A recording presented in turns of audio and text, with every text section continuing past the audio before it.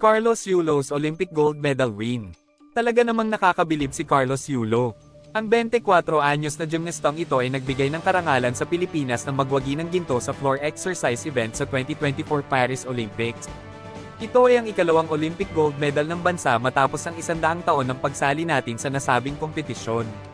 Sa kanyang malapit na perpektong routine, nakuha ni Yulo ang tamang puntos para talunin ang 2021 Tokyo champion na si Artem Dolgopyat ng Israel. Si Dolgopyat ay nakuha ang pilak at ang bronze medal naman ay napunta kay Jake Jarman ng Great Britain. Bukod sa floor exercise, sa vault finals ay maglalaban-laban pa si Yulo para sa isa pang medalya. Talagang pinatunayan niya ang kanyang husay at dedikasyon sa gymnastics.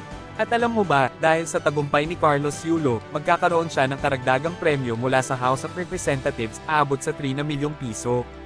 Isa itong pagkilala sa kanyang kahusayan at pagiging inspirasyon sa ating lahat. Kaya naman, huwag tayong maging sawa sa pag-cheer at pagsuporta sa ating mga atletang Pinoy. Go, Carlos Yulo!